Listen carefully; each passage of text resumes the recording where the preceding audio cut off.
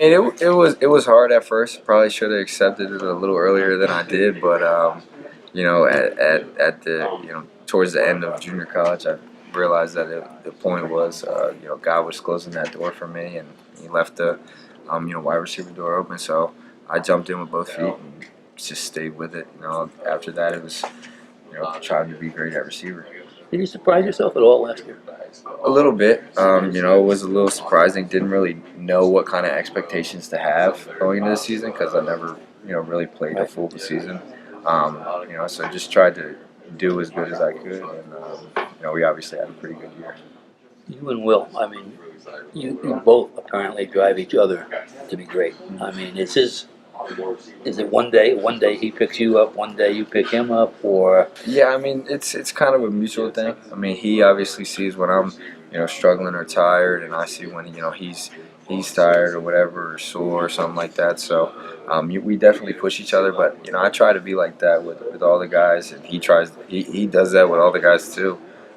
He picks people up and pushes people to be as good as they can because football is a team sport, and we need everybody that's on the field, to be at their best.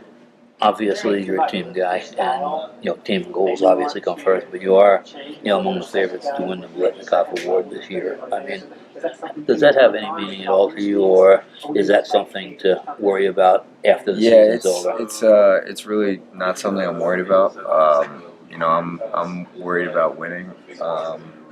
At September 1st, and I feel like if you win, then all that other individual goals will come naturally. So we're focused on the team goals, and the individual goals will come naturally. If you look at the previous winners of all those awards, even with the Heisman and stuff like that, guys that win those awards usually come from pretty winning teams. So we're focused on just winning, and all that other stuff will just come.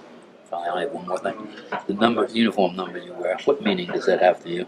My dad wore that number. He was number 13. When I came back, they asked me what number I wanted, and I said 7, and because that was my number, all growing up. But obviously, that number's taken. Yeah, I would say. So my next the guy that throws it gets yeah, first call. yeah. So 13 was my next choice, and that's the meaning behind it. My dad wore it, all his life, and that's still his favorite number.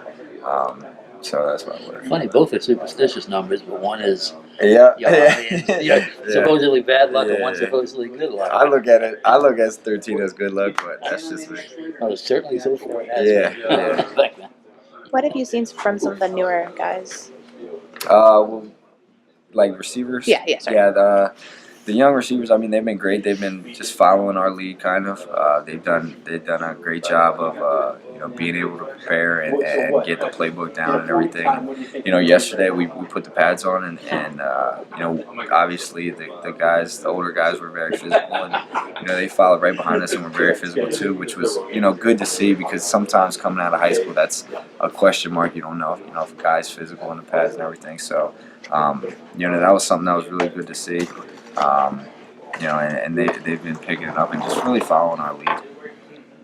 David, you were teammates with Dick Kegel and Wendell Smallwood during high school, right? Mm-hmm. Do you remember the first time do you recall the first time you kind of met those guys? And Yeah, I mean, I met Wendell just at a training facility in high school. He was real connected with one of the guys that was training there, so I met him that way. And then Nikhil, I met in the Los Angeles airport, actually. Really? Yeah, he was. We were on the same flight to California, and we were both doing like different camps out there. And just my dad and his dad ended up talking, in the airport. And we've been pretty much best friends ever since then. And when you found, first off, what was that relationship like? Throughout high school, your high school career, and then when I went off to Morgantown. I mean, we had a great relationship. Obviously, both of those guys, played a big role into my decision to come to West Virginia. Obviously, it made it feel like home. So we kept a good relationship after. They were obviously 2 years older than me, but we had a good relationship in high school. We were always hanging out doing stuff. Obviously playing football together and everything. But yeah, through college, we when I got here, they were both juniors, so I had a season to play with them. And it was awesome playing with them.